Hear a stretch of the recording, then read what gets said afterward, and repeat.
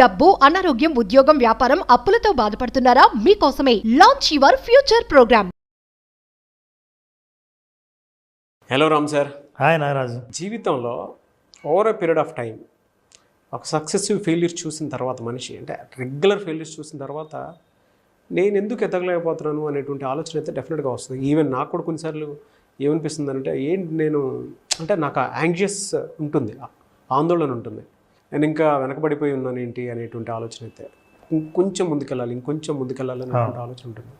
దాన్ని ఓవర్కమ్ చేయాలి అని అంటే ఎలా, ది సేమ్ టైం సక్సెస్ వైపు మనల్ని మనం చూసుకోవాలి అని అంటే ఏ విధంగా చూసుకోవాలంటే అసలు నాగరాజు, మనం విజువలైజేషన్ 2.0 స్టార్ట్ చేసినప్పుడు మన ఉద్దేశం ఏంటంటే మనీతో హ్యాపీనెస్ని ఎట్లా సాధించాలి అని. మనీ ఉంటే హ్యాపీనెస్ ఉంటుంది అని అనుకోవడం ఎట్లుంటుంది, మైసూర్ బజ్జీలో మైసూర్ ఉంటుంది అనుకోవడం.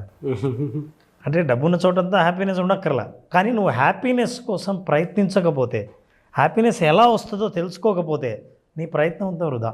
చాలామంది హ్యాపీనెస్ని పోగొట్టుకోవడానికి, సంతోషంగా లేకపోవడానికి, జీవితంలో ఎదగలేదని అనుకోవడానికి కారణం వాళ్ళ థాటు ఈ హ్యాపీ మనీలో ఎలా ఉంటుందో మనం మాట్లాడి ఆ థాట్ని ఎట్లా హ్యాండిల్ చేయాలో చెబుతాం. చాలామంది ఈ ప్రోగ్రామ్ చూస్తున్న వాళ్ళలో ఈ ప్రాబ్లం ఉంటే నేను చెప్పిన సెంటెన్స్నే టైప్ చేస్తే సరిపోతుంది.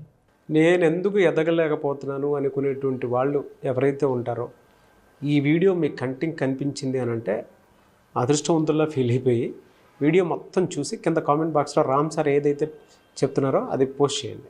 ఇది చూస్తున్న 90% మందిలో ఖచ్చితంగా ఈ ప్రశ్న మైండ్లో ఉంటుంది నారాజు.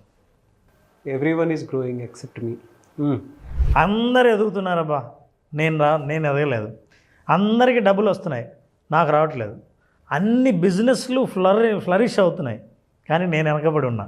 లైఫ్లో, కెరీర్లో, రిలేషన్షిప్లో, బిజినెస్లో, ప్రాఫిట్స్లో, హ్యాపీనెస్లో, అన్ని విషయాల్లోనూ ఎవరిని చూసినా సరే వాళ్ళందరూ ముందుకు వెళ్తున్నారు, నేనేమో అనుకున్నా అని. ఈ ఫీలింగ్ రాని వాళ్ళు ఉండరు. అయితే ఈ ఫీలింగ్ పోవాలంటే ఏదో జీవితంలోకి రావాలి అని అనుకుంటే పొరపాటే. మరి ఈ ఫీలింగ్ ఎలా పోతుంది? నిజంగా నువ్వు కూడా ఎదుగుతున్నావు అన్న ఫీలింగ్ ఎలా వస్తుంది? ఈ విషయం తెలుసుకోకుండా కేవలం వస్తు సంపద ద్వారా హ్యాపీనెస్ వస్తుందని, ఆందోళన తగ్గుతుంది అనుకుంటే చాలా పొరపాటే. మరి ఎలా? And are you also the one? Anxious feel అయ్యే వాళ్ళలో మీరు కూడా ఉన్నారా? ఎస్, ఐఎమ్ ఆల్సో దేర్ అని టైప్ చేయండి. మీరు ఉన్నారంటే ఖచ్చితంగా మీరు శ్రద్ధగా చూస్తారు. మీరు ఎప్పుడైతే కామెంట్ టైప్ చేశారో, నన్ను నేనే అని ఎప్పుడైతే ఐడెంటిఫై చేశారో, ఇప్పుడు నేను ఎలా దాని నుంచి బయటపడాలో శ్రద్ధగా ఈ వీడియో చూస్తారు. ఈ వీడియో చూస్తున్న వాళ్ళకి నేను చెప్తున్నాను నారాజు, లైఫ్లో గొప్ప గొప్ప రహస్యాలు చాలా సింపుల్గా ఉంటాయి. అవును, సింపుల్గా ఉంటాయి కాబట్టి పీపుల్ పట్టించుకోరు, ఎందుకంటే చాలా సింపుల్ కదా అని. పోనీ చాలా టఫ్గా ఉంటే ఇంత టఫా అని వదిలేస్తారు. ఇంక నీకు ఏది సొంతం అవుతుంది? బెస్ట్ ఎగ్జాంపుల్ ఒకటే సార్. అంటే మీరు చెప్తుంటే అంబానీ గారు జియో ఐడియాని ఒక టిష్యూ పేపర్ మీద రాసుకున్నారట. ఎవరో ఒకళ్ళు చెప్తే, అంటే వినటానికి వేరే వాళ్ళకి అది సింపుల్ ఫార్ములా, బట్ ఇవాళ అది లేకుండా మనం ఉండగలుగుతాం చూసారా, that's a very big formula. అది ఎగ్జిక్యూట్ అయ్యే ముందు వరకు చాలా సింపుల్, కానీ మనం పట్టించుకోం సార్, అసలు అలా పట్టించుకోం. అందుకే ఇతరులతో పోల్చుకొని ఎవరైనా ముందుకు వెళ్తున్నారు, సంపాదిస్తున్నారు, వాళ్ళకి డబ్బు వస్తుంది, నాకు రావట్లేదు, ఇట్లా అనుకుంటున్నారంటే ఒక్కటే మీరు అర్థం చేసుకోవాలి. ఈ సెంటెన్స్ని మీరు రాసుకుని పెట్టుకోవాలి.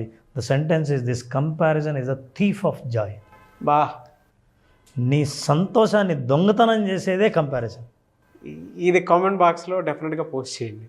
ఇది నన్ను అడిగితే ఇంట్లో పోస్టర్లో పెట్టుకోవాలి నారాజు. ఉదయం లేచినప్పటి నుంచి ఎవడైనా నేను ముందుకెళ్ళాలి, ఈరోజు ఏదైనా సంపాదించాలి, ఏదైనా చేయాలి అని అనుకున్నప్పుడు మీకు ఎవరైనా గుర్తొస్తారు చూసారా? అప్పుడు వెంటనే మీ ఆనందం పడిపోదు. నాగరాజు, ఫర్ ఎగ్జాంపుల్, ఒక వ్యాపారం చేసి ₹1,00,000 లాభం సంపాదించాం. You feel so happy. నేను వస్తా అదే వ్యాపారం చేసి, ఏంటి నాగరాజు నాకు కూడా లాభం వచ్చిందని. అవునా, నీకెంత వచ్చిందా? నాకు 5 లక్షలు వచ్చిందన్న. నీకు 5 లక్షలు వచ్చిందా? నాకు 1,00,000 వచ్చిందా? అంటే ఇందాక 1,00,000 వచ్చిందన్న ఆనందం నా కంపారిజన్తో పోయింది. So that is the thief of the Joy. ఈ విషయం అర్థం చేసుకుంటే అసలు జీవితంలో మీరు ఎంత యూనిక్కో మీకు అర్థమవుతుంది. మీరంటూ మీకు ఒక యూనిక్నెస్ ఉంది. నా పుట్టుకకు, నా కుటుంబానికి, నా రిలేషన్షిప్కి ఒక మీనింగ్ ఉంది. నేను యూనిక్ అన్న విషయం మీకు ఎప్పుడైతే అర్థమవుతుందో జీవితంలో మీకు ఇంకొకరితో కంపేర్ చేసుకోవాలన్న ఆలోచన కూడా కలదు.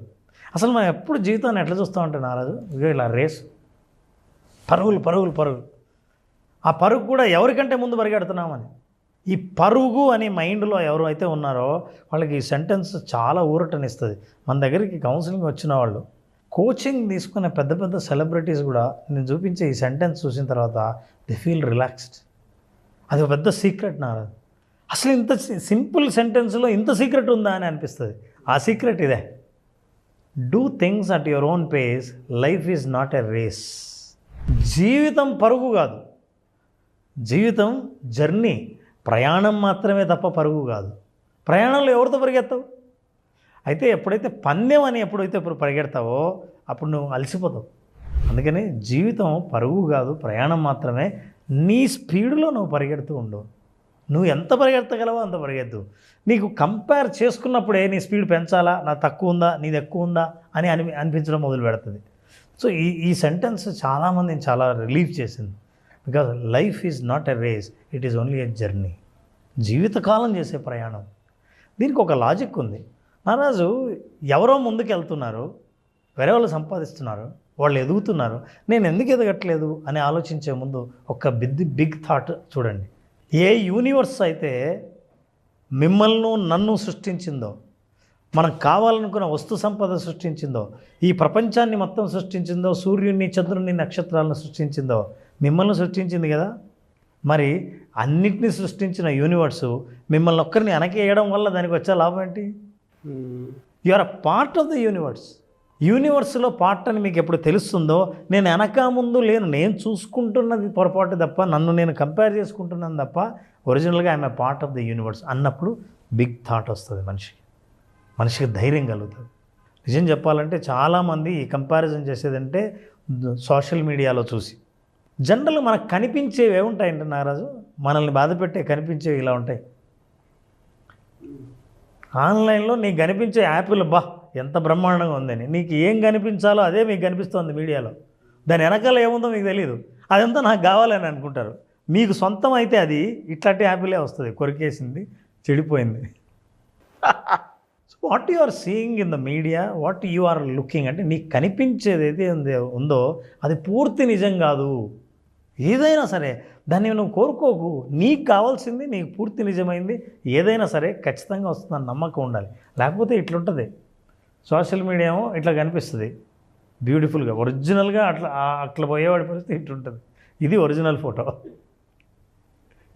కానీ నీకు ఇది కావాలి, ఇదే కోరుకుంటారు. ఎందుకంటే బికాజ్ యూఆర్ కంపేరింగ్. మనిషి తను ఎక్కడ కిల్ చేసుకుంటున్నాడు అని అంటే ఈ కంపారిజన్లోనే. వాళ్ళ షూస్లో అడుగు పెట్టినప్పుడు తెలుస్తుంది సార్, అందులో ముళ్ళు ఉందో లేదంటే సాఫ్ట్గా ఉందో అనేటువంటిది. కొన్ని ఫ్యామిలీస్ కంపేర్ చేసుకుంటా, ఆ ఫ్యామిలీ బాగుంది, ఈ ఫ్యామిలీ, వాళ్ళ ఫ్యామిలీలోకి వెళ్ళి చూస్తే తొంగి చూస్తే తెలుస్తుంది ఎన్ని సమస్యలు ఉన్నాయి. ఆ తర్వాత మన ఫ్యామిలీ బాగుంటుంది అనిపిస్తుంది. వాళ్ళ బిజినెస్ బాగుంది, బాగా ఎదుగుతున్నారు అనుకుంటాము. వాళ్ళ బిజినెస్లోకి అడుగు పెడితే నీకు తెలుస్తుంది అసలు ఏమున్నాయి అందులో. ఇంకొకటికి సక్సెస్ ఈజీగా వచ్చిందని అనుకుంటూ ఉంటాం. వాడికి జాబ్ వచ్చింది, వాడికి డబ్బు వచ్చింది, వాడికి కార్ వచ్చింది, వాడికి బంగ్లా వచ్చిందని. అది ఎందుకు వచ్చిందని చెప్పేసి వాళ్ళ షూస్లో అడుగు పెడితే తెలుస్తుంది. వాళ్ళకి ఎందుకు వచ్చారా అని అంటే వాళ్ళ పెయిన్ పాయింట్ ఆఫ్ వ్యూ నుంచి చూసినప్పుడు ఇందులో సగం కూడా పడి ఉంటారు. మనకేం కనపడుతుందో అదే చూస్తాం, కనపడింది చూడం. అందుకే సోషల్ మీడియా మనల్ని రెచ్చగొడుతుంది,